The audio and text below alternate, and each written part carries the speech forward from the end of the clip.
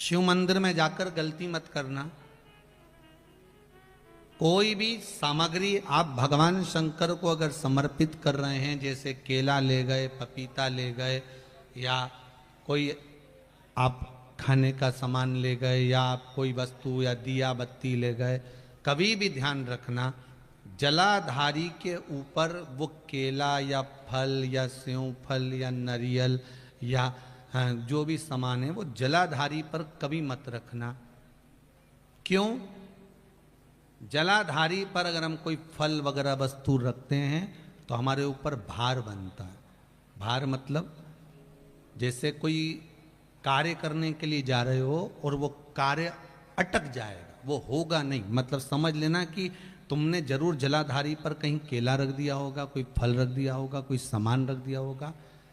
जलाधारी पर केवल पूजन का सामग्री, आप स्नान करा रहे हो जलाधारी पर डालिए, आप कुंकू लगा रहे हो, चंदन लगा रहे हो, अबीर लगा रहे हो, गुलाल लगा रहे हो, आप जलाधारी पर लगाइए। फूल चढ़ा रहे हो, बेलपत्री चढ़ा रहे हो, आप जलाधारी पर लगाइए। शिव पर चढ़ाओ, बाकी के माँ जगत जननी का जो स्थान है वहां चढ़ाओ। पर और एक बात और ध्यान रखना, जलाधारी पर भूल से भी कई माताएं दिया जलाकर रख देती है। समझ लेना वो अपने भाग्य पर अंधेरा करने के लिए उस दिए को लगा रही। बहुत बहुत गलत बात है। उसका वर्णन शिव महापुराण में बहुत, लिंग पुराण के अंतर्गत, नर्मदा पुराण के अंतर्गत और महाराज गर्ग संहिता के अंतर्गत बहुत सी चीजें ऐसी दी गई हैं, जिसके स्कंद पुराण के अंतर्गत भी वर्णन आता है कि अगर नारी दिया लगाना है तो दूर रखे। वो जलाधारी जो है ना, जिसमें पानी बहता है, उसके ऊपर जला हुआ दिया मत रख देना। क्यों? कहते हैं उसके घर के बेटे बेटी, बहू, पोता पोती कभी भी उसे सुख प्रदान नहीं कर सकते। उसके घर में हमेशा क्लेश रहेगा, चिड़चिड़ प्रवृत्ति रहेगी, युद्ध, लड़ाई झगड़ा ये सब पारिवारिक चलता रहेगा, या देवर जेठ जेठानी का भी झगड़ा चलता रहेगा, पर वो सुख का भान नहीं कर सकती। अगर दिया जलाधारी पर रख दिया तो, वैसे तो आप सब समझदार हो, आप लोग तो ये गलती नहीं कर सकते होगे, वो तो हम सियोर वालों के लिए कह रहे हैं, हम तो ये गलती नहीं करोगे।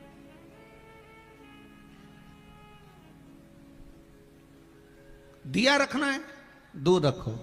अगर आपको कोई वस्तु रखना है दूर रखो। केला रखना है, फल रखना है, कोई वस्तु अगर आपको रखना है तो आप थोड़ा सा दूरी बनाकर रखें। हाँ, फूल चढ़ाना है आप चढ़ाओ, आप जल चढ़ाना है चढ़ाओ, बेलपत्र चढ़ाना है चढ़ाओ, आप अगर तगर चल, आप जो भी सामान चढ़ाना चाहते हैं, आप कुंकू अबीर गुलाल आदि के वो चढ़ा रहे हैं चढ़ाओ। पर कोई फल है, कोई मिठाई है, कोई सामग्री है, वो शिवलिंग से भी जलाधारी से भी दूरी बनाकर रखिए, उसको दूर रखिए। शिव मंदिर में जाकर गलती मत करना। कोई भी सामग्री आप भगवान शंकर को अगर समर्पित कर रहे हैं, जैसे केला ले गए, पपीता ले गए, या कोई आप खाने का सामान ले गए, या आप कोई वस्तु या दिया बत्ती ले गए, कभी भी ध्यान रखना जलाधारी के ऊपर वो केला या फल या सेव फल या नारियल या जो भी सामान है वो जलाधारी पर कभी मत रखना।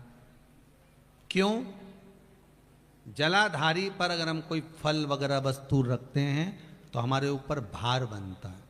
भार मतलब जैसे कोई कार्य करने के लिए जा रहे हो और वो कार्य अटक जाएगा, वो होगा नहीं। मतलब समझ लेना कि तुमने जरूर जलाधारी पर कहीं केला रख दिया होगा, कोई फल रख दिया होगा, कोई सामान रख दिया होगा। जलाधारी पर केवल पूजन का सामग्री, आप स्नान करा रहे हो जलाधारी पर डालिए, आप कुंकू लगा रहे हो, चंदन लगा रहे हो, अबीर लगा रहे हो, गुलाल लगा रहे हो, आप जलाधारी पर लगाइए। फूल चढ़ा रहे हो, बेलपत्री चढ़ा रहे हो, आप जलाधारी पर लगाइए।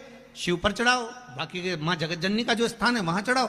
पर और एक बात और ध्यान रखना, जलाधारी पर भूल से भी कई माताएं दिया जलाकर रख देती है। समझ लेना वो अपने भाग्य पर अंधेरा करने के लिए उस दिए को लगा रही। बहुत बहुत गलत बात है। उसका वर्णन शिव महापुराण में बहुत, लिंग पुराण के अंतर्गत, नर्मदा पुराण के अंतर्गत और महाराज गर्ग संहिता के अंतर्गत बहुत सी चीजें ऐसी दी गई हैं, जिसके स्कंद पुराण के अंतर्गत भी वर्णन आता है कि अगर नारी दिया लगाना है तो दूर रखे। वो जलाधारी जो है ना, जिसमें पानी बहता है उसके ऊपर जला हुआ दिया मत रख देना। क्यों? कहते हैं उसके घर के बेटे बेटी बहू पोता पोती कभी भी उसे सुख प्रदान नहीं कर सकते। उसके घर में हमेशा क्लेश रहेगा, चिड़चिड़ प्रवृत्ति रहेगी, युद्ध लड़ाई झगड़ा ये सब पारिवारिक चलता रहेगा, या देवर जेठ जेठानी का भी झगड़ा चलता रहेगा, पर वो सुख का भान नहीं कर सकती। अगर दिया जलाधारी पर रख दिया तो वैसे तो आप सब समझदार हो, आप लोग तो ये गलती नहीं कर सकते होगे, वो तो हम सियोर वालों के लिए कह रहे हैं, हम तो ये गलती नहीं करोगे।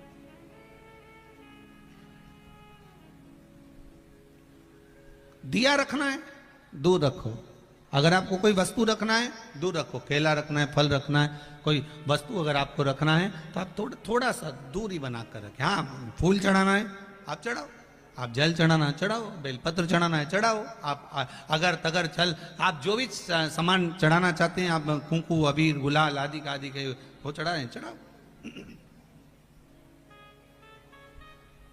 पर कोई फल है, कोई मिठाई है, कोई सामग्री है, वो शिवलिंग से भी जलाधारी से भी दूरी बनाकर रखिए, उसको दूर रखिए। महाराज, जब छोड़ चलूं इस दुनिया को, होठों पे नाम तुम्हारा हो, चाहे नरक मिले चाहे स्वर्ग मिले, हृदय में वास तुम्हारा।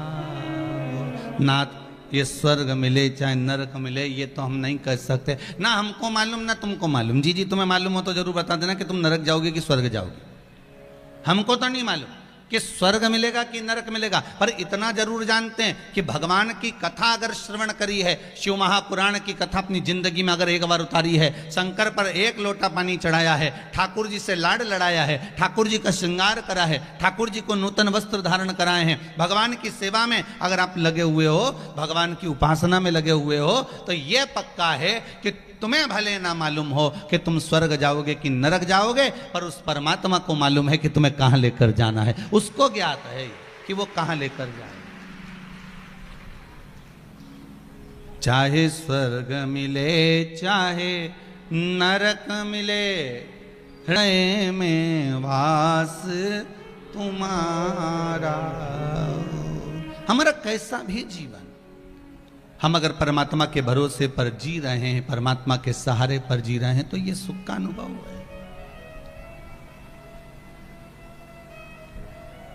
बहुत छोटा सा जीवन, क्षण भंगुर इस जीवन में कब कहां किस समय किसके प्राण छूट जाएं, ये कोई भरोसा नहीं है।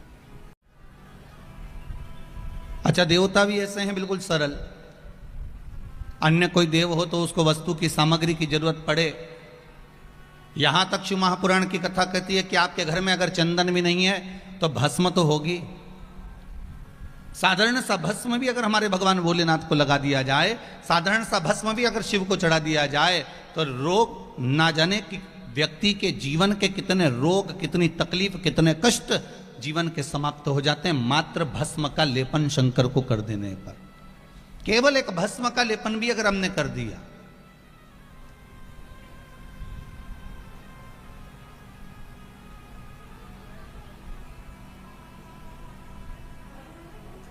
प्रथम वैष्णव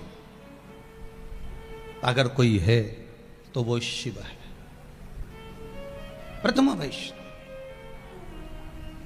एक आप लोगों ने भागवत में सुना होगा कि भगवान कृष्ण का प्रागट्य हुआ तो सबसे पहले अगर कोई दर्शन करने के लिए अगर कोई गए तो मेरे भोलेनाथ जी गए, और अगर राम जी का प्रागट्य हुआ तो सबसे पहले दर्शन के लिए गए तो मेरे शंकर भगवान गए। अगर कहीं जीव भटक रहा होता है और कोई भगवान को पुकारे, मेरे शिव क्या दे सकते हैं, मेरे शंकर क्या प्रदान कर सकते हैं?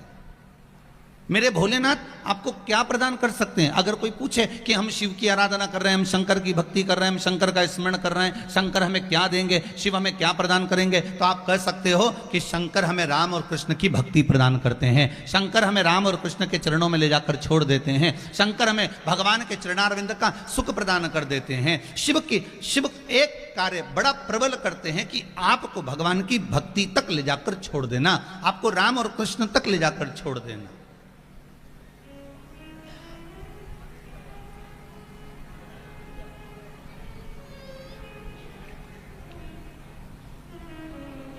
भगवान की अविरल भक्ति तक आपको पहुंचा देना।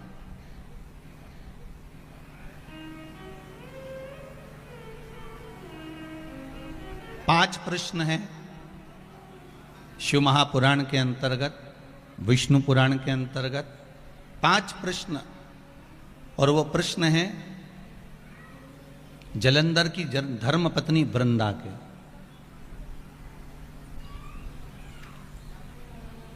ये जो कथा चल रही है खरगोन नगर में, मेरा निवेदन है जितने भी श्रोता भाई बहन टीवी के माध्यम से कथा सुन रहे हैं, बड़े ध्यान लगाकर सुनना। 5 प्रश्न माता वृंदा ने भगवान देवाधिदेव महादेव और भगवान श्रीहरि भगवान नारायण के सामने कहा। कब? जब वृंदा का पति जलंधर के प्राण छूट गए।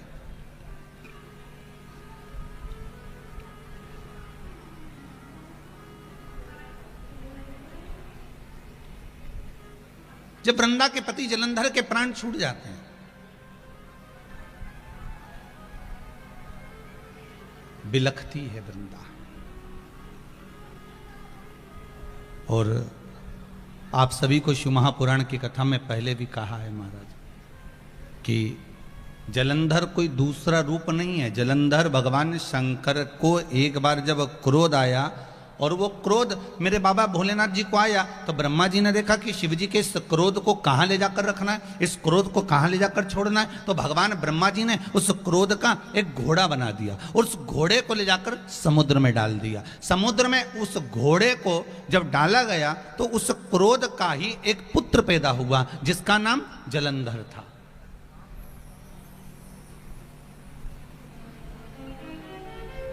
कोई दूसरा नाम नहीं है उसका, उसका नाम ही जलंधर है। क्रोध को ले जाकर समुद्र में ब्रह्मा जी विचार कर रहे हैं कि इस क्रोध को कहां ले जाकर छोड़ना है, इस क्रोध को कहां ले जाकर छोड़ा जाए, इस क्रोध को कहां ले जाकर दिया जाए।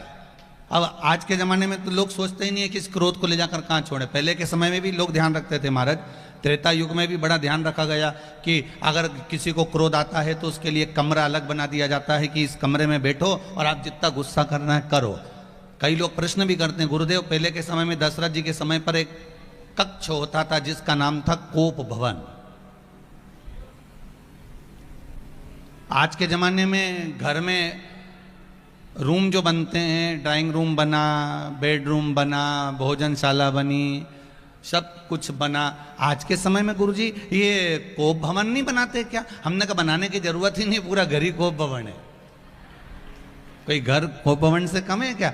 जिसको देखो वही मुंडा फुला के बैठा रहे। कहीं इधर अम्मा भगोने जैसा मुंह लेके बैठे, कहीं बहू उधर भगोने जैसा मुंह लेके बैठे, कहीं ननंद उधर बैठी, कहीं छोरा उधर बैठा, और जो घर में आई नहीं ऐसा आए कि बस पूछो ही मत, तन्न तन्न करके आए और फन्न फन्न करके वो जाए।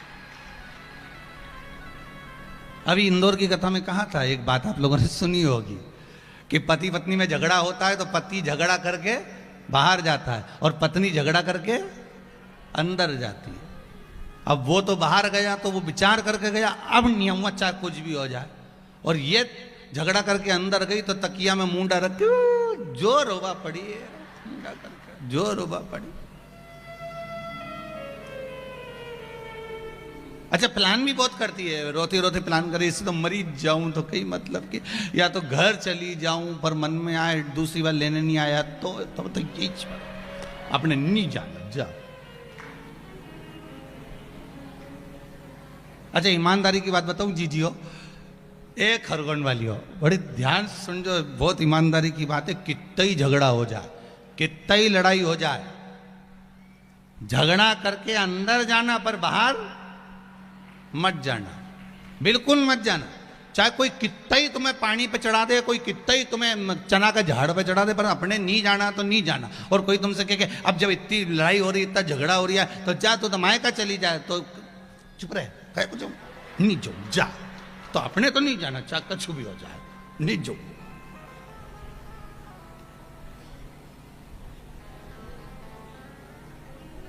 अब भगवान शिव के क्रोध को ले जाकर वो क्रोध को कहां रखा जाए, ये विचार करा जा रहा है। व्यक्ति को जब क्रोध आता है तो विचार करना पड़ता है कि इसको रखा कहां जाए, किस जगह पर इसको रखा जाए। तो ब्रह्मा जी ने उस क्रोध को समुद्र में दिया, जिससे जलंधर उत्पन्न हुआ। अब जलंधर उत्पन्न तो हो गया, पर जलंधर के उत्पन्न होने के बाद में जलंधर का जो विवाह हुआ वो वृंदा के साथ में हुआ। अब वृंदा के साथ में विवाह हुआ तो जलंधर बड़ा उपद्रवी था। अब देवताओं ने कहा कि जलंधर को मारना है। भगवान शंकर के पास खबर गई तो शिव जी ने कहा मारने को तो मार सकते हैं, पर दिक्कत इतनी सी है कि वृंदा का सात्वित्व तो बड़ा प्रबल, और यदि वृंदा का सात्वित्व अगर इतना प्रबल है तो फिर इसको मारना मुश्किल है।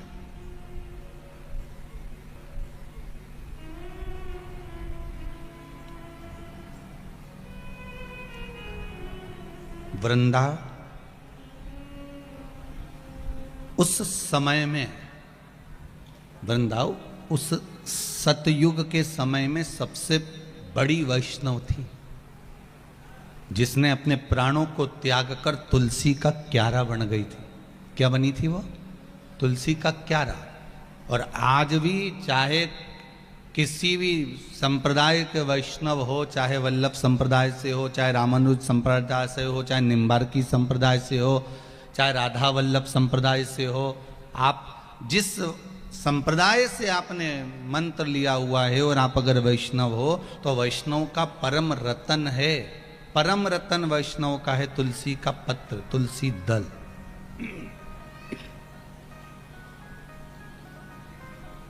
परम रतन है।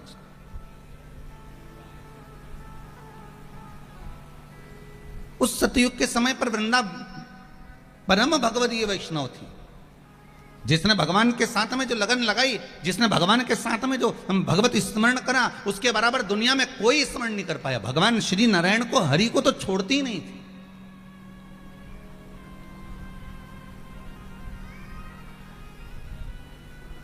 एक क्षण के लिए भगवान को नहीं छोड़ती, एक क्षण के लिए।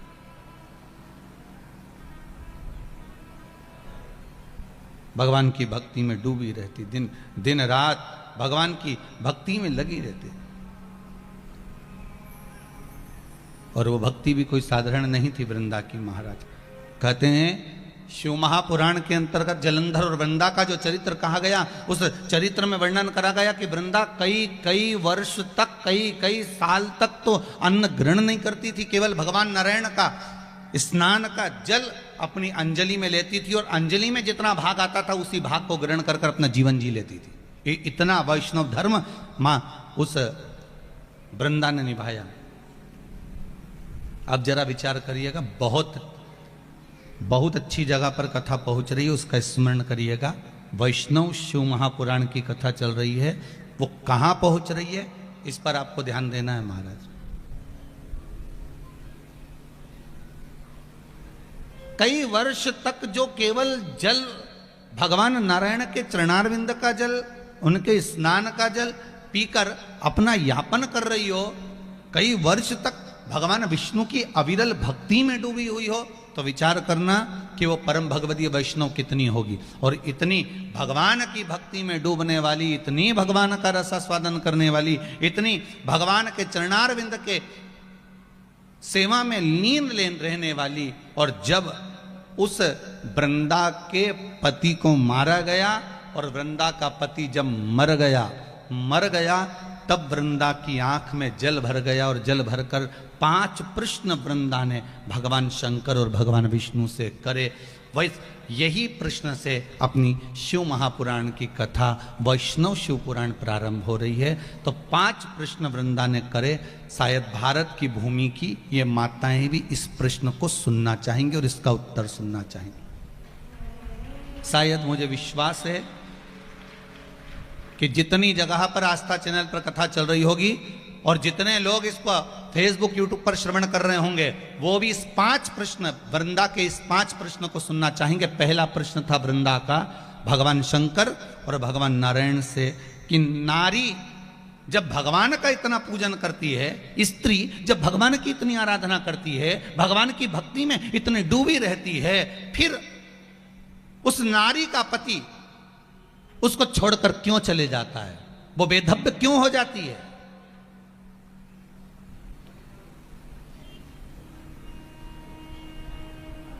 अभी कोरोना महामारी के चलते पिछले वर्ष में इतने लोग जो शांत हो गए, उस शांत होने में कई माताओं ने पत्र लिखा। जैसे आप लोग ये पत्र लिखते हो ना, ये पत्रों आप लोगों ने जो लिख लिख के भेजे हैं, ऐसे कई पत्र माताओं ने लिख लिख कर भेजे कि गुरुजी ये बताओ कि हम तो इतना भजन करते हैं, हम इतना स्मरण करते हैं, हम इतनी भक्ति धारण करते हैं, हम इतनी कथा सुनते हैं, हम इतना नाम जाप करते हैं, हम शिव के मंदिर इतने जाते हैं, हम राम के मंदिर इतने जाते हैं, हम कृष्ण के मंदिर इतने जाते हैं, हम इतना भगवान का भजन करते हैं, फिर कारण क्या हुआ कि हमारे पति हमको छोड़कर चले गए? मैंने एकादशी का व्रत करा, मैंने प्रदोष का व्रत करा, मैंने शिवरात्रि का व्रत करा, मैंने तीज का व्रत करा, छोटी तीज, बड़ी तीज, ये तीज, वो चतुर्थी, पंचमी, छठ, अष्टमी, सारे व्रत हमने करे, फिर कारण क्या? फिर क्या कारण? और केवल खरगोन के लोग इस प्रश्न को नहीं सुनना चाह रहे हैं, पूरा विश्व इस प्रश्न को सुनना चाह रहा है कि जो वृंदा ने जो प्रश्न करा है वैष्णव धर्म के अंतर्गत करा है कि जब परम भगवदीय वैष्णव, जब भगवान का भजन करने वाला, भगवान की उपासना करने वाला वैष्णव कहते हैं किसको है? जो भगवान की भक्ति में डूबा।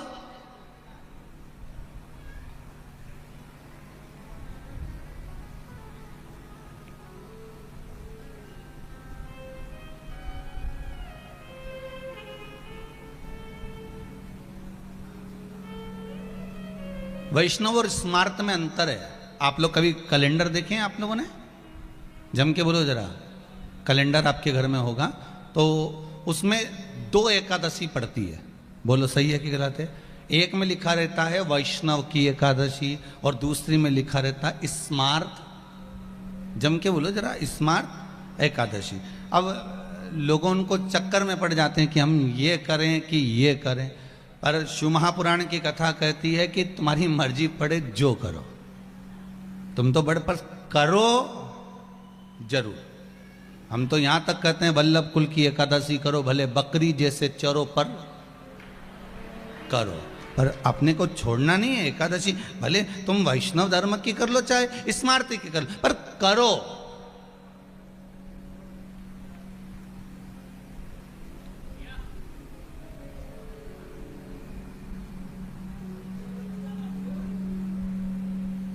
अब कल वो ऑफिस में किसी ने व्हाट्सएप पे मैसेज लिखा है, खरगोन के कोई कौन सी कॉलोनी की कजन कौन सी बहन ने लिखा, तो उन्होंने लिखा हमारा खरगोन में कथा हो रही है महाराज जी की।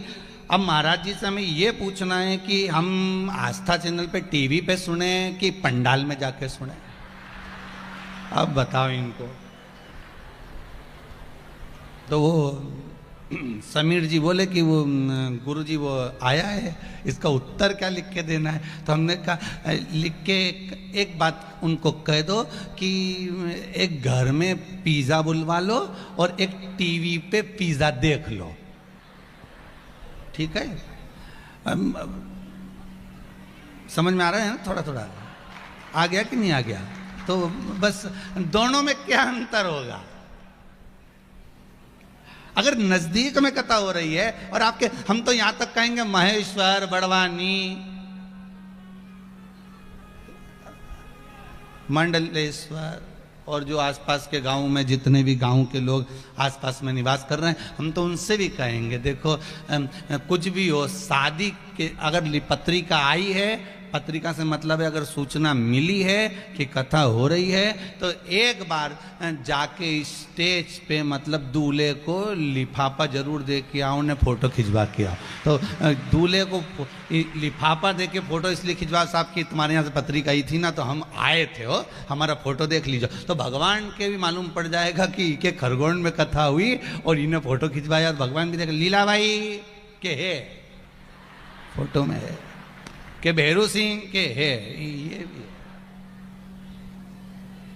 तो इसको दिखना चाहिए कम से कम। हो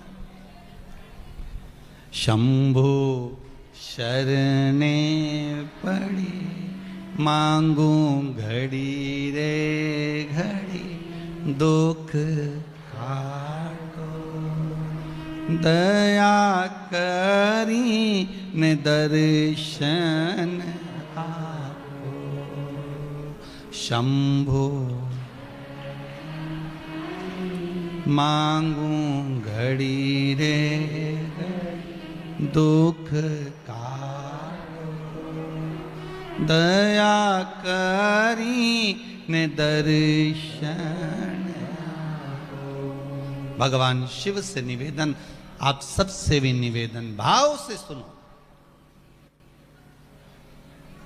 और कथा सुनने बैठो तो ऐसे मत बैठना किसी ने मार ठोक के बिठाया, चुपचाप बैठ ही जाए, ऐसे नहीं बैठना। अपन तो घर से चलो नहीं जा तो जोरदार, मैं तो चली वृंदावन राणा, मेरे तो भाग जगे और महलों में तेरे आग लगे। हमें कोई मतलब नहीं, हमें तो कथा सुनना है। 7 दिन घर वालों से कह दीजो मैं 7 दिन कथा में जाऊंगी और कथा सुनूंगी, और जितने टीवी पे सुन रहा है वो भी बोल देना अपने अपने परिवार वालों को, हमारी कथा सुन ली जो 1 बजे से 4 बजे तक आ रही है, और मेरे को मत परेशान करना, मैं कथा सुन लूं। पहला प्रश्न है वृंदा का, जो संपूर्ण विश्ववासियों को सुनना है, उसका उत्तर कि महाराज जब हम इतना पूजन करते हैं, इतने व्रत करते हैं, जितना तो पुरुष व्रत नहीं करता, जितना पति व्रत नहीं करता, उतना नारी तो करती है ना। चतुर्थी का व्रत करती, तीज का व्रत करती, छठ का व्रत करती, सोमवार करे, मंगलवार करे, 16 सोमवार करे, संतोषी माता का व्रत करे, कहीं लक्ष्मी जी का व्रत करे, कहीं तीज का व्रत करे, कहीं कोई सा व्रत करे, कहीं किसी का उद्यापन करे, कहीं एकादशी का व्रत करे, कहीं प्रदोष करे, कहीं संक्रांति करे, कहीं 16 सोमवार, सारे व्रत माताएं करती है। तो वृंदा का पहला प्रश्न है, जब नारी इतने प्रेम से भगवान को रिझाती है, मंदिर जा जाकर पूजन करती है, रात रात भर बैठकर जागरण करती है, ढोलक बजाकर मंजीरा बजाकर कीर्तन करती है, एकादशी का भजन करती है, फिर नारी के भाग्य में ही ये क्यों लिखा होता है कि नारी के सामने कई नारियों का पति चले जाता है, उसको बेधव्यता का जीवन जीना पड़ता है। जैसे जलंधर की जाने के बाद वृंदा अकेली पड़ गई, तब वृंदा ने शंकर और भगवान नारायण से यह प्रश्न किया। वैष्णव का, एक परम भगवदीय वैष्णव का उस परमात्मा से प्रश्न है।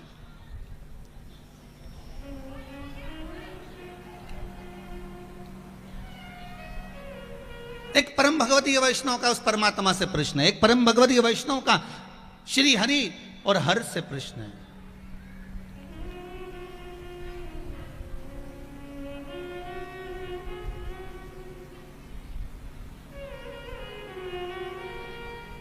एक भगवान का भक्त भगवान से प्रश्न कर रहा है कि आप उत्तर दो, क्यों,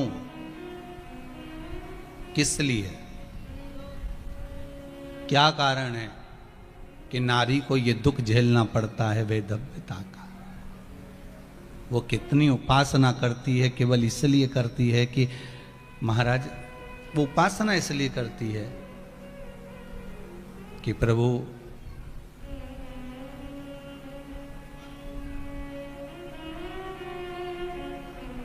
मेरे शीश पर लाल चूनर हो, मांग में सिंदूर भरा हो, माथे पर बिंदिया हो, नाक में नथनी हो, हाथ में चुड़ला बड़ा हो, पांव पैजनिया हो, महापुर मेहंदी लगा हो, तब मैं जाऊं। प्रत्येक मां भगवान से प्रार्थना करती ही यही है।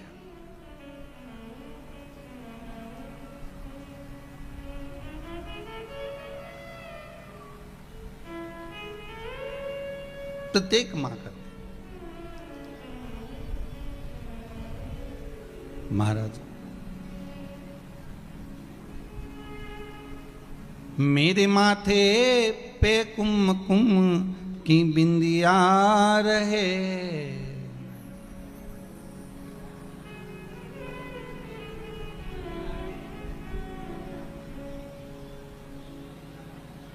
हे मां, हे जगत जननी, हे मेरे भोलेनाथ, हे श्री नारायण, हे लक्ष्मी मैया, मेरे माथे पे कुमकुम की बिंदिया रहे और मैया कोई कामना ही नहीं। मेरे माथे पे कुमकुम की बिंदिया रहे और मैया कोई कामना ही नहीं। मेरे हाथों में भर भर के चूड़ियाँ रहे, मेरे हाथों में भर भर के चूड़ियाँ रहें और मैया कोई कामना ही नहीं। माँ, इसके सिवाय कोई कामना नहीं हमारी, कोई कामना। फिर क्यों ऐसा हुआ? तब भगवान नारायण कुछ नहीं बोले। क्यों नहीं बोले? क्योंकि वृंदा के सातित्व को नारायण ने डिगाया था।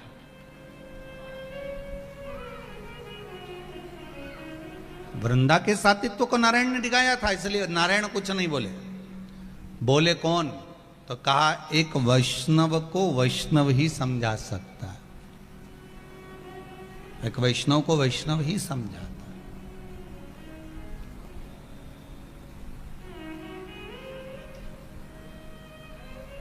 एक घर में दादाजी मर गए। अब दादाजी मर गए तो सब बहुएं रो रही थी। दादाजी चले गए तो अब मोहल्ले के लोग आते हैं तो वो समझाते हैं, देखो अब ये तो भगवान के हाथ में है साहब, अब ये कौन रचा है, देखो अपने जीवन को थोड़ा सा धैर्य बांधो, अब मत रो। समझाते लोग, बोलो समझाते कि नहीं समझाते? समझाते हैं ना। जब किसी के मरे में जाओ तो समझाते हैं, देखो अब जो तो लिखा है भाग्य में वो तो होकर रहेगा, अब उसको क्या कर सकते हो। कितना विचित्र जीवन है। उसके दादा शांत हुए तो तुमने जाकर समझाए और तुम्हारे दादा निपटे। वो कौन आया? जिसको तुमने समझाया था वो ही पलट के, अब क्या कर सकते हैं। देखो जीवन बड़ा छोटा सा है। ये पक्का है कि जिसने बैटिंग करी है वो बॉलिंग भी करेगा और जिसने बॉलिंग करी है वो बैटिंग भी करेगा। ये पक्का। मतलब दुख सुख मनुष्य के जीवन में कभी भी किसी जगह, हर पल, हर घड़ी, हर क्षण कहीं पर भी आ सकता है। कोई जरूरी नहीं है। जब भगवान राम वापिस वनवास से लौट कर आए और मेरे राघव जी जब वन लौट कर आए तब माता कौशल्या जी ने कहा, हे भरत, शत्रुघ्न, उर्मिला, मांडवी, श्रुतकीर्ति, जाओ जरा ऐसा प्रयास करो, जाओ जाकर भगवान राम लौट कर वन से आए, जिसको जो मांगना है मांग लो। आज मेरा राम राजा बनकर बैठा है, जिसको जो मांगना है मांगो मांगो, मांग लीजिए। अब भरत जी ने मांगा, भैया मुझे कुछ नहीं चाहिए, मेरे को तो आपके चरणों का राज चाहिए। भरत जी ने चरणारविंद मांग लिए। फिर शत्रुघ्न से कहा, तुम मांग लो भैया राम से। शत्रुघ्न जी ने कहा, भैया मेरे को तो कुछ नहीं चाहिए, मुझे भरत भैया के चरण चाहिए। ठीक है। अब लक्ष्मण जी से कहा, तुम मांग लो। लक्ष्मण जी बोले, मुझे कुछ नहीं चाहिए, मुझे तो आपकी सेवा चाहिए। ठीक है। मांडवी को बुलाया, उर्मिला को बुलाया, सबने मांगा। बाद में आई श्रुतकीर्ति। माता श्रुतकीर्ति है और श्रुतकीर्ति से कहा माता कौशल्या ने, आज भैया राम तुम्हारे राजा बने हैं, मांग लो क्या चाहिए। सबने मांग लिया, तुम ही रह गई हो, बोलो क्या चाहिए। श्रुतकीर्ति ने हाथ जोड़कर पहले राम जी से कहा, प्रभु राम से हाथ जोड़कर कहती है श्रुतकीर्ति, जो मांगूंगी दे दोगे? जो मांगूंगी वो दे दोगे आप? इतने में कौशल्या जी खड़े होकर बोली, पहले तो श्रुतकीर्ति आप जरा वाणी के लिहाज से बात करो। सामने जो सिंहासन पर बैठा है वो राजा राम है, जो सिंहासन पर बैठा है वो राजा राम है, जो सिंहासन पर बैठा है तुम्हारी बहन का पति है, जो सिंहासन पर बैठा है वो तुम्हारा जेठ है, जो सिंहासन पर बैठा है वो तुम्हारा बड़ा घर का बड़ा है। वो जरा किस तरह से बात करना है तुम्हें समझना होगा। क्या चाहिए बोलो? श्रुतकीर्ति कहती है माता कौशल्या जी से, माँ अब मुझे केवल भैया राम से मांगना है, अब सब चुप हो जाओ, मैं जो इनसे मांगूंगी उन्हें देना पड़ेगा। कैकेयी को घबराहट होने लगी कि एक बार मैंने राम को वन भेज दिया था, दूसरी बार मुझे लगता है अब की बार श्रुतकीर्ति भेज देगी। जो मांगूंगी दोगे? जो मैं मांगूंगी वो देना पड़ेगा, दोगे? सीता जी खड़े होकर बोली, श्रुतकीर्ति मांग, तू भैया राम से मांग रही है ना, अगर वापिस तुझे अयोध्या का राज्य भी चाहिए तो हम दे देंगे, ये अवधपुरी का अगर राजा भी तुझे बनना है तो हम प्रदान कर देंगे, मांग तुझे क्या चाहिए। श्रुतकीर्ति ने उसी समय पर, माता श्रुतकीर्ति बोली उसी समय, पहले भैया राम मुझे वचन दे कि मैं जो मांगूंगी वो देंगे। राम जी ने कहा, श्रुतकीर्ति मांग लो, तुम जो मांगोगी दूंगा, मांगो क्या चाहिए। श्रुतकीर्ति ने कहा, भैया जो आपने वन में कपड़े पहने थे ना, जो वन में आपने वल्कल वस्त्र धारण करे थे, वो वस्त्र मुझे चाहिए। तो राम जी ने पूछा, श्रुतकीर्ति तुम इन वस्त्र का क्या करोगी? जो मैंने वन में पहने थे उन कपड़ों का करोगी क्या? श्रुतकीर्ति कहती हैं, भैया जो कल राजा बनने वाला था, एक रात में सत्ता पलट गई और वो वन वन डोलता फिरा, तो जीवन का क्या भरोसा है कब किसको कौन से कपड़े पहनने पड़ जाएं, इसलिए वो कपड़े में संभाल कर रखना चाहती है। वो वस्त्र मुझे दे दीजिए, वो वस्त्र मेरे पास होना चाहिए। जीवन का क्या ठिकाना?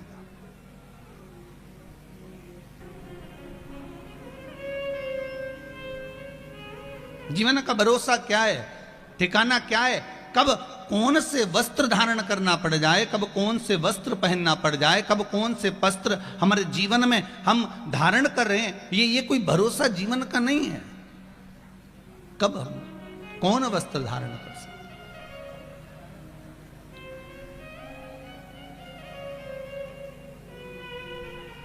कोई भरोसा नहीं।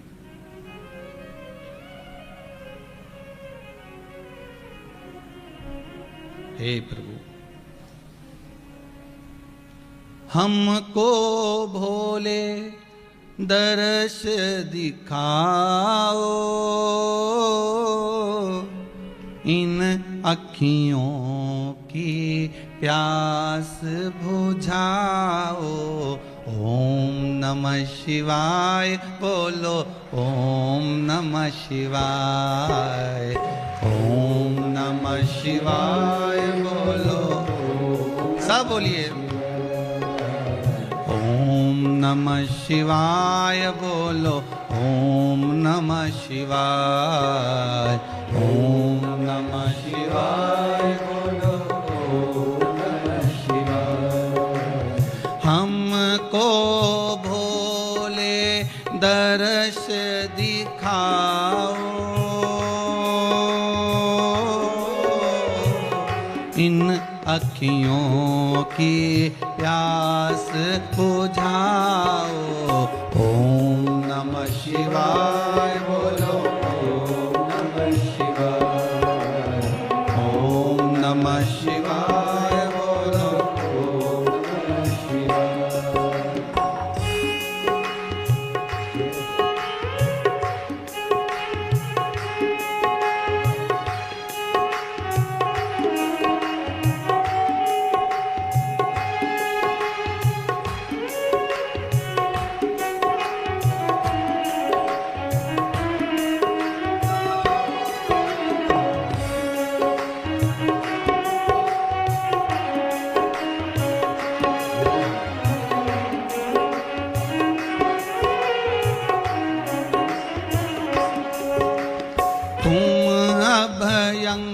शंकर तुम अविनाशी,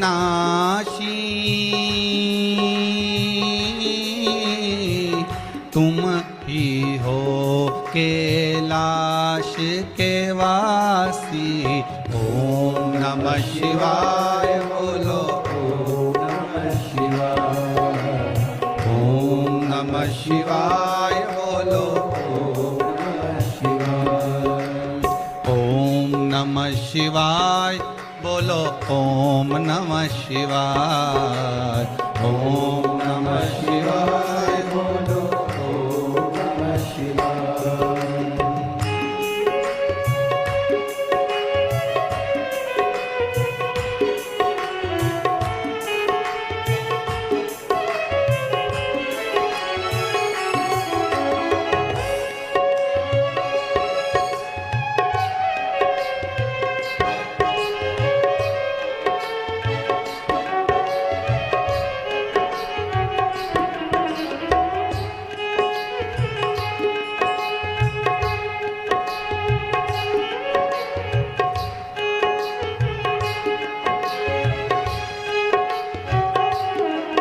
शंभो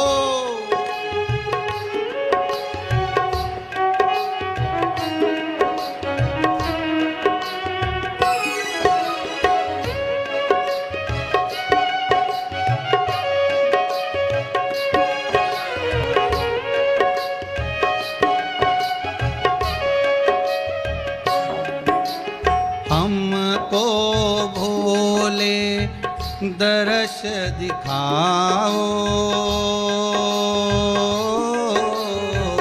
इन अखियों की प्यास बुझाओ।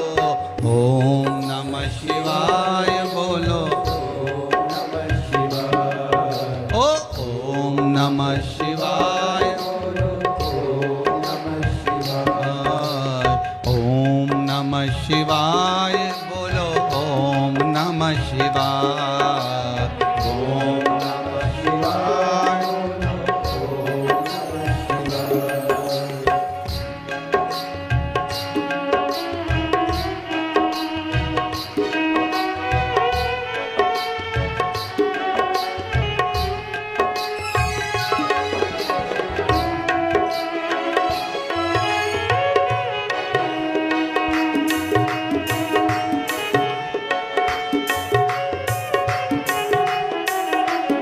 शंभो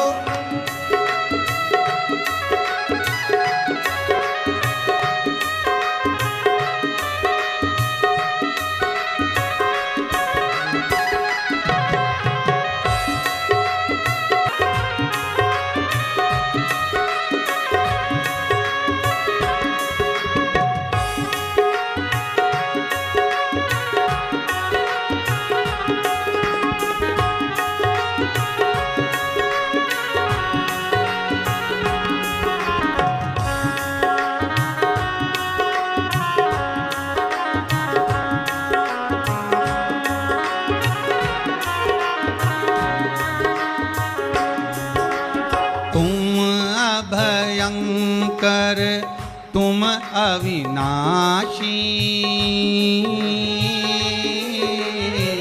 तुम ही हो कैलाश के वासी। ओम नमः शिवाय बोलो, ओम नमः शिवाय, ओम नमः शिवाय बोलो, ओम नमः शिवाय बोलो, ओम नमः शिवाय बोलो, ओम नमः शिवाय, ओम नमः शिवाय बोलो, ओम नमः शिवाय बोलो, ओम नमः शिवाय बोलो, ओम नमः शिवाय, ओम नमः शिवाय बोलो, ओम नमः शिवाय बोलो, ओम नमः शिवाय बोलो, ओम नमः शिवाय, ओम नमः शिवाय बोलो, ओम नमः शिवाय। भगवान शिव की कथा कहती है, मेरे ओघड़दानी त्रिकालदर्शी कैलाशी अविनाशी शिव का चरित्र कह रहा है। मतश्रुतकीर्ति ने वस्त्र मांगे कि कौन वस्त्र कब पहनना पड़ते हैं, ये कोई भरोसा नहीं जीवन का।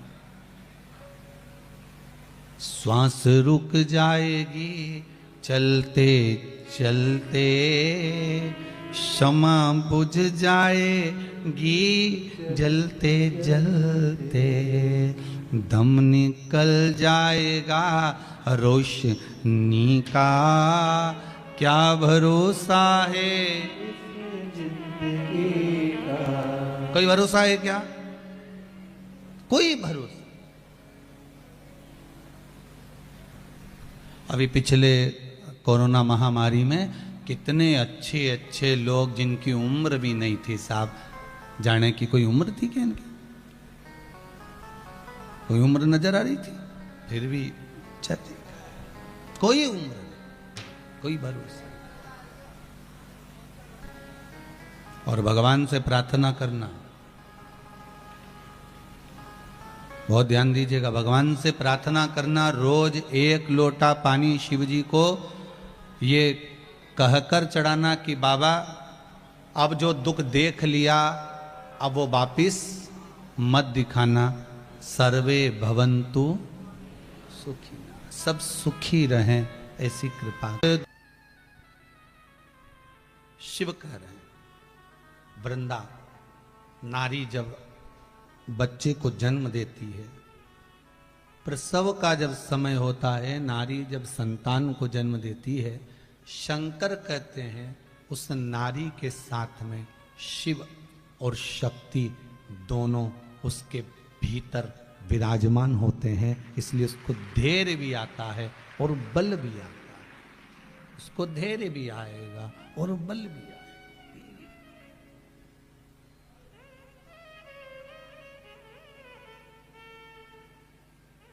धैर्य और बल देने वाले मेरे शंकर हैं, धैर्य और बल प्रदान करने वाले शिव हैं।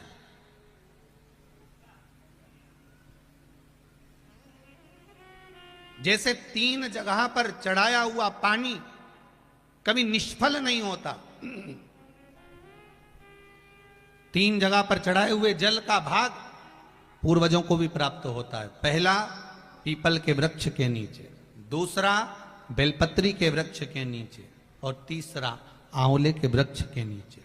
ये 3 जगह पर चढ़ाया हुआ पानी अगर मान लो 16 श्राद्ध में, श्राद्ध पक्ष में हम तर्पण नहीं दे पाए, हम तर्पण नहीं कर पाए, हम जल नहीं दे पाए, हम पिंड नहीं दे पाए, मान लो धूप नहीं दे पाए, तो महाराज 3 जगह पर चढ़ाया हुआ पानी आपने भूल से भी अगर चढ़ाया हुआ है पीपल के वृक्ष के नीचे, दूसरा बोलते जाओ बेलपत्री के वृक्ष के नीचे और तीसरा आंवले के वृक्ष के नीचे, ये 3 जगह पर अगर आपने जल चढ़ाया है तो आप अगर भूल से तिथि भी भूल गए, भोजन नहीं करा पाए, ब्राह्मण भोज नहीं करा पाए, तर्पण नहीं कर पाए, पिंड नहीं कर पाए, तो ये 3 जगह चढ़ाया हुआ जल हमारे पूर्वजों को श्राद्ध पक्ष में भी प्राप्त हो जाता है। आपका 3 जगह चढ़ाया हुआ,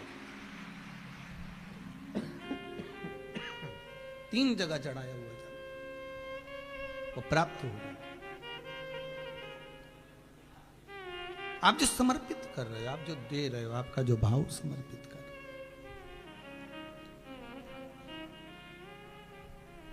शंकर का गुणगान, शिव का स्मरण।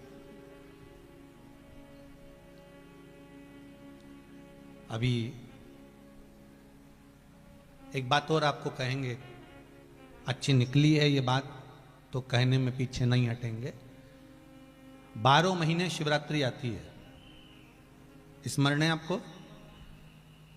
अगर ध्यान नहीं हो ना तो कैलेंडर में लिखा रहता है मासिक शिवरात्रि, अगर उसमें छाट कर लिख लो और ऐसा गोला बना दो कि मासिक शिवरात्रि आई। आप व्रत करें ना करें, आप उपास करें ना करें, कोई हम ये नहीं कहेंगे कि करना जरूरी हो। अभी यजमान के यहीं पर हमारे ब्राह्मण लोग कह रहे थे कि गुरुजी वो कोई पूछ रहा था कि यजमान परिवार में से कि हम व्रत करें क्या, उपास रखना पड़ेगा? तो हम तो कई बार कथाओं में कहे, आज फिर कह देते हैं तुम्हारी मर्जी पड़े तो तुम करो, पर किसी का बीपी शुगर ऊंचा नीचा हो तो दादा मत कर जो। तुम तो कथा सुनो, तुम तो बढ़िया जोरदार एक से बढ़कर एक माल बनाओ ने, महाराज जी के भी खवाओ ने, तुम भी खाओ। तुम टेंशन वेंशन मत लियो, तुम तो बढ़िया जोरदार। जो यहाँ चले नहीं वो खरगोन में वो पुड़ा की रोटी, एक रोटी का 2 भाग में जोरदार घी बना सका, तुम तो खाओ।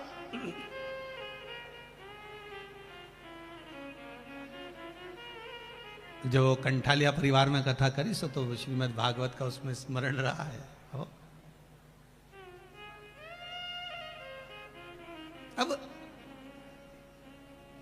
अब मालूम पड़े हम कह भी दें कि व्रत रखना पड़ेगा, अब मालूम पड़े हो जाता कई बार पंडित लोग ब्राह्मण लोग कह दें नहीं नहीं साहब तुमने इतना बड़ा अनुष्ठान करा, व्रत तो करना ही पड़ेगा। बापड़ा बेचारा आधा तो यूं ही मरी गया। बताओ हमारे तो शुगर अलग ने बीपी अलग, क्या करूं। और उसने 2 दिन 3 दिन तो अनुष्ठान में बैठा ने, चौथा दिन पलंग पे पड़ गया। उसके बाद उसकी तो हालत खराब। तो क्या पंडित पूछे क्या हुआ है? ये अनुष्ठान में नहीं बैठा, आज हमारी तबीयत ठीक नहीं, हमारा छोरा के बिठाई लो। तुम तो छोरा के तो बिठाई ले, तो व्रत तो तुमने करे आज नहीं, बस तुम तो छोरा के बिठा लो, व्रत तो मैं कर लूँगा। वो क्या 5वें दिन तो क्या हॉस्पिटल ले गए। डॉक्टर बोला क्या करा? तो क्या व्रत रखा है, इनने कुछ नहीं खाया। तो डॉक्टर भी बोला तुम तो खाओ, प्राण मत खाओ, तुम खाओ खाना बेटा, तुम तो बढ़िया चकाचक खाओ ने हरि गुण गा। शिव हम पहले भी कहे वल्लभ कुल की एकादशी करो, भले बकरी जैसे चरो, पर एकादशी करो। तुम तो व्रत भी ऐसा मत करो कि जिसमें तुम भूखे रहो। तुम तो बढ़िया एकादशी के दिन भी खूब बढ़िया अच्छा मूंगफली का दाना वाना सेक सुखा के जेब में भर लो, कहीं जाए अपना जोरदार। और चिप्स मिप्स तल के बढ़िया जो वेपर्स वगैरह हो नहीं तो फ्रिज पे तल के रख दो, कहीं आलू तल के धर दो, कहीं राजगिरा की पूड़ी, कहीं मोहरधान, कहीं फ्रिज पे, कहीं वॉशिंग मशीन पे, कहीं इनंग कहीं उनंग, जहां से निकलो वहीं निपटा लो। पर कौन कहे कि तुम तो एकादशी के दिन भूखे रहो, तुम तो करो। भगवान के सब मालूम। भगवान गोवर्धन नाथ जी भी कहे कि मैं 8 बार खाऊं तो तुम भी खाओ रे दादा, तुम तो पर भूखा मत रहीजो, तुम तो खाओ।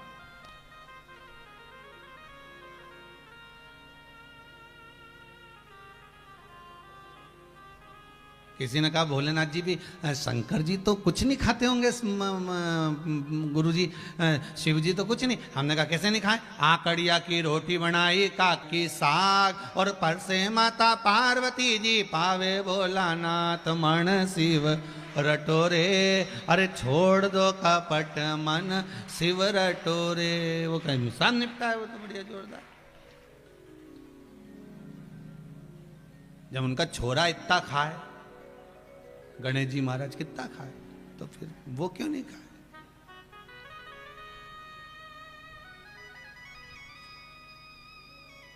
पिताजी अगर ठेले पे से आइसक्रीम लाते हैं घर बच्चों के लिए, तो पहले वो ठेले पे निपटा आते हैं बेटा, उसके बाद लाए हो, तुम टेंशन मत लीजिए। अब शिव कथा कह रही है, शंकर भगवान बोल रहे हैं मैं शक्ति के साथ में, शिव और शक्ति ये दोनों वहां विराजमान है, दोनों वहां विराजमान है। जिस समय पर नारी प्रसव की अवस्था में रहती है, बच्चे को जन्म देती है, शिव शक्ति स्वयं विराजमान हो जाती है।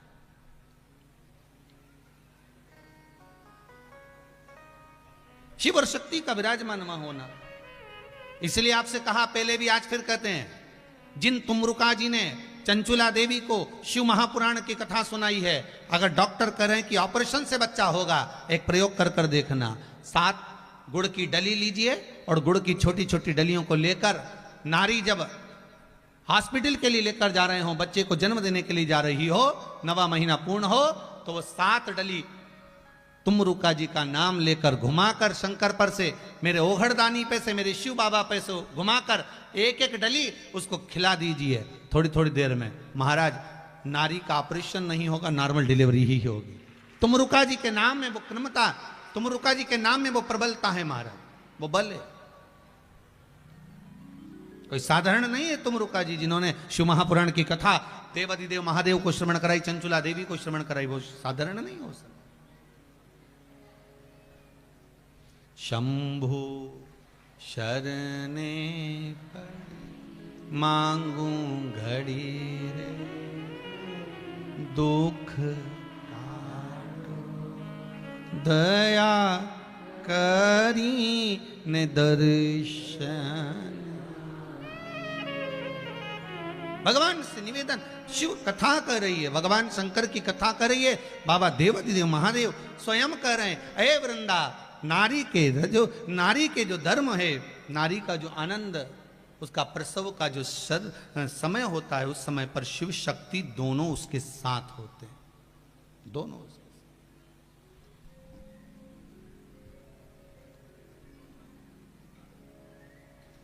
भगवान जन्म लेने वाले बच्चे को जन्म लेने के बाद वृंदा से कह रहे हैं, जब बालक बच्चा जन्म ले लेता है, उस जन्म के समय पर उसको माया के फेर में देने के बाद शिव शक्ति वहां से ओझल हो जाते हैं।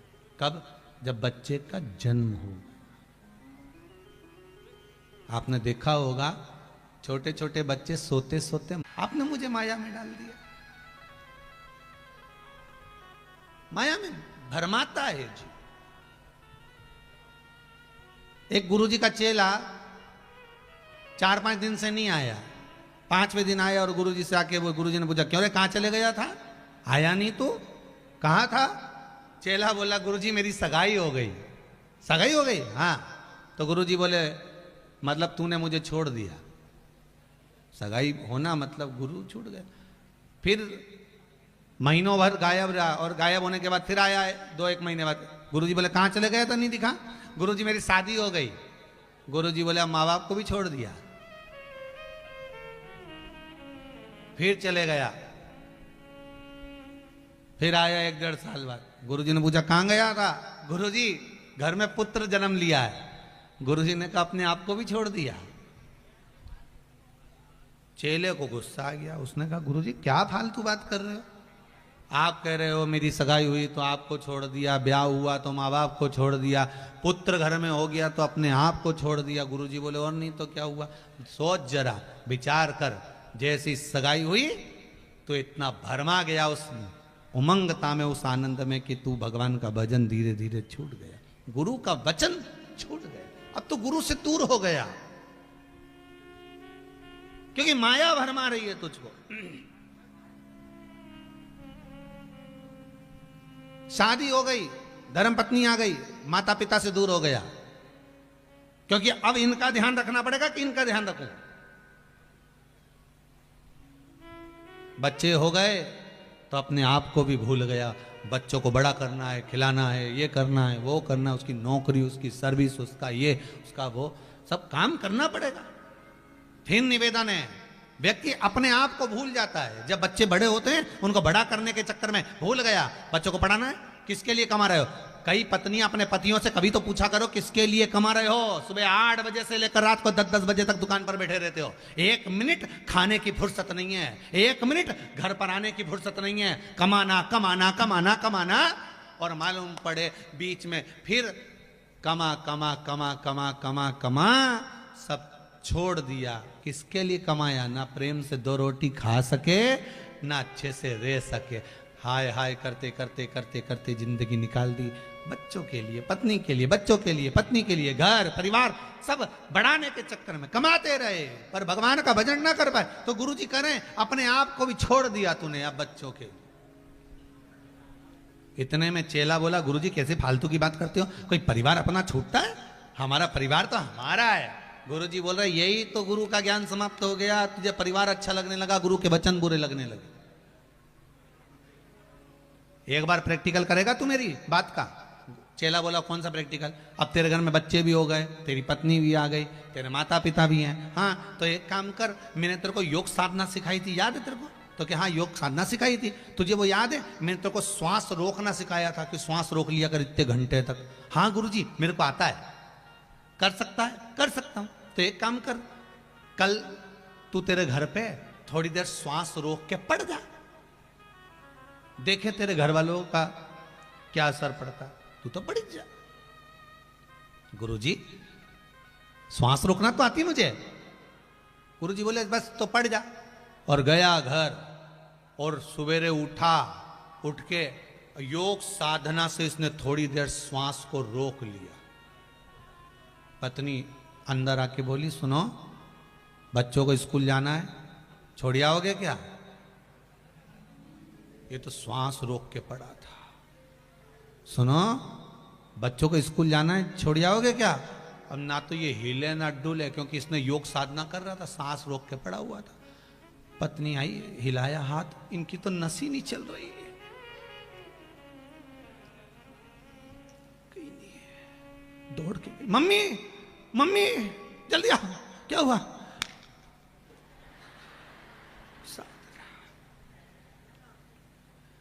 अब इतने में ये मम्मी को बुलाने गई, इतने में जल्दी से 2-4 सांस ले ली,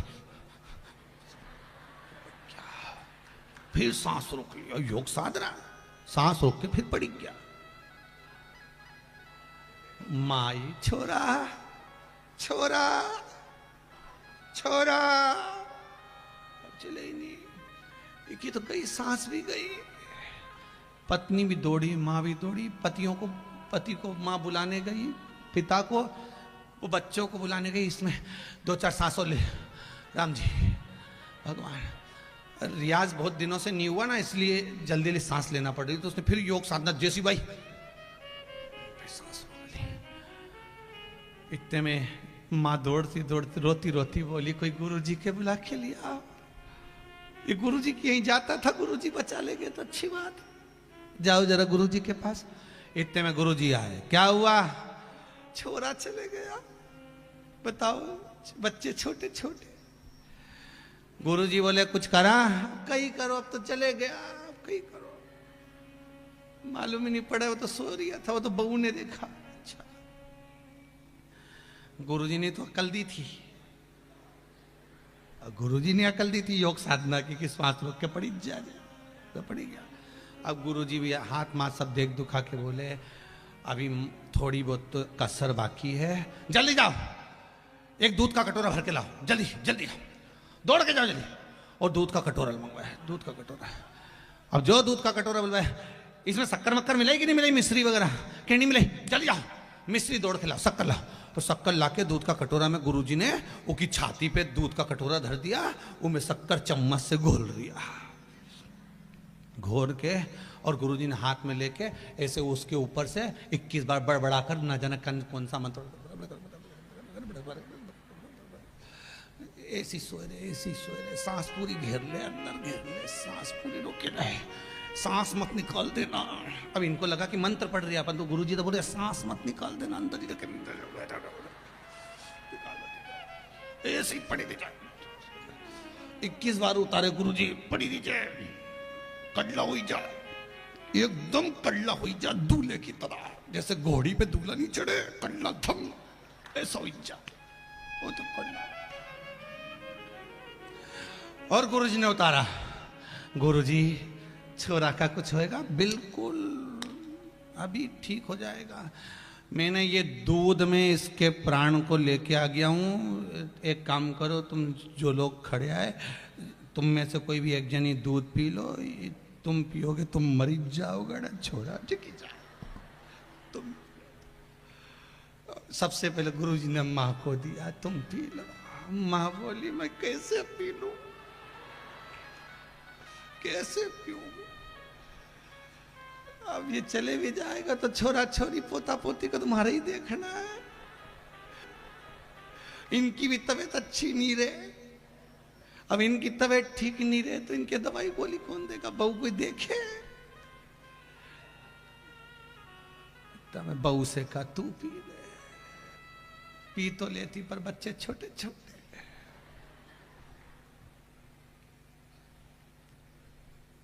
सारे गांव के लोग देख रहे थे कि गुरुजी हमको देखेगा, इतने में गांव के लोग तो पीछे के पीछे सटक लिया कि दादा ये दूध अपने पिला दे, कहीं ठिकाना। तो सब सटक लिया एक एक करके, पूरा गांव का लोग सब। इतने में छोटा सा बच्चा बोला, गुरुजी तुम पी लो। जैसे ही बोला तुम पी लो, इतना में तो डोकरी रोती रोती बोली, गुरुजी तुम्हारा तो जन्म ही परमार्थ के लिए हुआ। गुरुजी तुम तो परमार्थ के लिए पैदा हुए हो, गुरु नहीं करेगा तो कौन करेगा। गुरु तो दयालु होता है, दातार होता है। तुम धर्म कर कर चले जाओगे गुरु जी, एक मार्बल की मैं तुम्हारी समाधि बनवा दूंगी, ऐसी जोरदार समाधि बनवाऊंगी मैं, देसी घी का दिया 12 महीना जलवाऊंगी गुरु जी, तुम्हारा इतना बड़ा फोटो लगवाऊंगी। इतना परमार्थ करके गुरु जी गए। गुरु जी दूध लिए, डकार गए। अब सब घर का लोग देख रहे, मरेगा अभी तो थोड़ी देर, अभी मरेगा। इतना में तो गुरु जी ऊपर हाथ फेर के बोले, उठ जा छोरा, उठे। और जो छोरा उठा उसने कहा गुरु जी तुम बिल्कुल सही बोले। इतने में माँ बोली, कई सही बोले, आधा किलो दूध पी गया गुरु जी। अब क्या सही बोले, क्या सही बोले, क्या हुआ?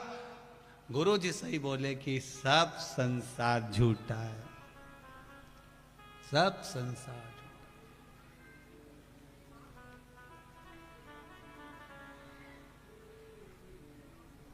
सब संसार झूठा, बस केवल एक सत्य है।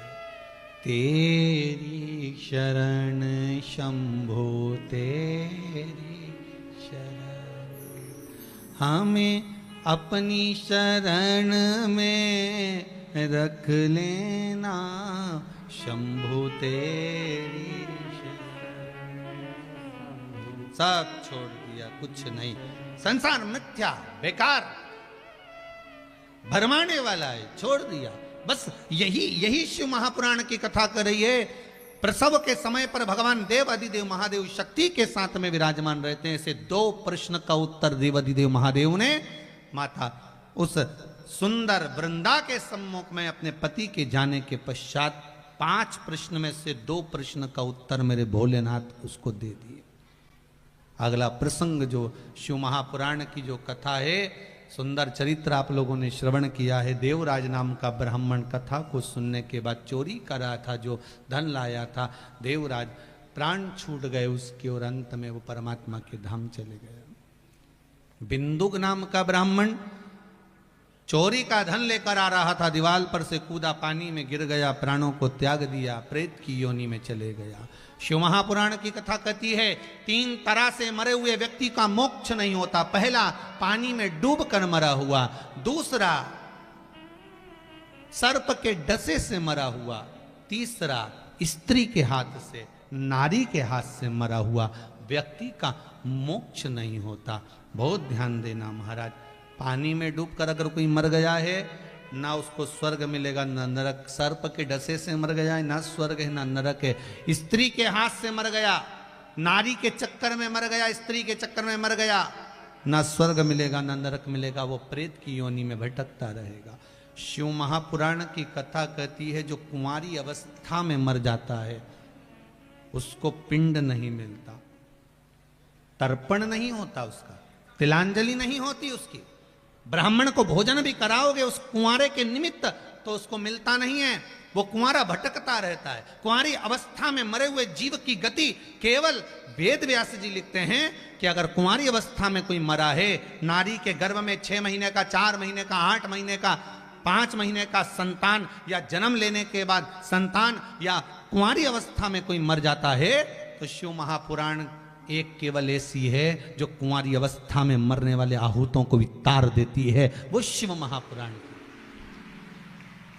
वेद व्यास जी लिखते हैं शिव महापुराण के अंतर्गत अगर नारी या पुरुष शिव महापुराण की कथा श्रवण करके जिस मार्ग से निकल कर जाते हैं, उस मार्ग में जितनी कुंवारी अवस्था में कोई मर गया है या कोई नारी जिसका बच्चा गर्भ में चला गया हो या जन्म लेकर चले गया हो या कुंवारी अवस्था में मर गया हो, वो नारी भी शिव महापुराण की कथा सुनकर कोई जा रहा हो, उसका केवल मुख देख लेती है तो उसके बच्चे का पिंड देने की जरूरत नहीं पड़ती, वो तर जाता है, उसका मोक्ष हो जाता है। ये शिव महापुराण की कथा अधोगति वालों को भी तार देती, अधोगति वालों मोक्ष प्रदान कर देती। साधारण नहीं शिव पुराण, अधोगति को तारने वाली भी शिव महापुराण की कथा बिंदु के मुक्ति के लिए, मोक्ष के लिए क्या करा जाए। चंचुला देवी ने सारा कर्म करा, काशी जी पहुंची और काशी जी में जाकर चंचुला देवी ने शिव महापुराण की थोड़ी सी कथा का रस स्वादन किया। स्वादन करने के बाद में उसके जब प्राण छूटे तो महाराज वो शिव के धाम में पहुंच गई। और शिव के धाम में पहुंचने के बाद माता पार्वती जी के उस धाम में पहुंचने के बाद पार्वती जी की सखी बनकर मौन रही, चुप रही। तब पार्वती ने पूछा, तेरे मौन रहने का कारण क्या है? बता दिया, मेरे पति का मोक्ष नहीं हुआ। आप जितने लोग शिव महापुराण की कथा सुनने के लिए आए हो, या टीवी के माध्यम से सुन रहे हो, मोबाइल के माध्यम से सुन रहे हो, ये आप अपने पूर्वजों को पार लगा रहे हो। कथा सुनकर अपने जीवों का कल्याण कर रहे हो। मौका मिला है रास्ता तो ग्रहण करने का। महाराज पार्वती जी ने चंचुला देवी को देवर्षि नारद के पास भेजा। नारद जी ने तुमरुका जी के पास भेजा। तुमरुका जी ने कथा कही। शंकर पार्वती से जाकर निवेदन करा कि शिव महापुराण के यजमान आप बनिए, जोड़े से बैठना है। मैं नहीं बैठ सकती, आप पूजन करने बैठो। शंकर और पार्वती ईसर जी और गोरा जी बन गए, गणा और गौर बन गए। गणगौर बनकर जब चले 16 दिन का गणगौर, 16 दिन का श्रृंगार शिव पार्वती का था। शंकर भगवान के 16 संस्कार हुए, पार्वती जी के 16 श्रृंगार हुए। ये भाव रखते हुए 16 दिन की गणगौर हुई। शंकर पार्वती ने जाकर दूल्हा जैसा रूप धारण कर कर, सुंदर स्वरूप धारण कर कर शिव पार्वती ने सुंदर शिव महापुराण की कथा तुमरुका जी के मुख से श्रवण करी है। चंचुला देवी के पति को मोक्ष देने वाली ये पावन शिव महापुराण की कथा श्रवण कर रहे हैं। सुंदर ईसर जी गोरा जी पधार रहे हैं। जोरदार तरीके से आप लोग ईसर जी गोरा जी का स्वागत करो। गणा और गौर पधार रहे हैं भगवान शिव। कल की कथा में वृंदा देवी के 3 प्रश्न और हैं, उन प्रश्नों के ओर आगे बढ़ेंगे। इन परम भगवती वैष्णव वृंदा देवी के इन प्रश्नों का आनंद लेवेंगे। ईसर जी और गोरा जी के लिए जोरदार ताली बजाएं। जजमान परिवार से निवेदन है, ईसर जी गोरा जी का पूजन करने के लिए पधारें। यजमान परिवार ईसर जी और गोरा जी के पूजन के लिए पधारेंगे। महाराज बोल काशी विश्वनाथ भगवान की हर हर महादेव। कुछ सूचनाएं आशीष जी दे रहे हैं, उसके बाद में आरती के बाद में प्रसाद और भाव से बेलपत्र आदि लेकर जाइएगा। फिर निवेदन है 6 दिवस तक शिव पोथी पर जो बेलपत्र चढ़ती है वो चबा चबा कर खाने की रहती है, उसको रात भर नहीं रखते। जिसके घुटने में दर्द हो, पीठ में दर्द हो, कमर में दर्द हो, वो 1 दिन की खा ले, दूसरे दिन ठीक। 6 दिन तक जो बेलपत्र बटना है वो रोग मुक्ति के लिए है। 7वें दिन जो बेलपत्र मिलती है वो कुबेर का भंडार भरने वाली होती है। पर बेलपत्र का एक नियम है, रात्रि भर बेलपत्र को ना रखिएगा। अगर आप लेकर भी जाते हैं अपने परिवार वालों के लिए तो रात होने से पहले उसको खिला देना चाहिए। शिव महापुराण की 6 दिन की बेलपत्र रोग मुक्ति की, 7वें दिन कुबेर भंडार की रहेगी। यजमान पूजन करेंगे ईसर जी और गोरा जी का।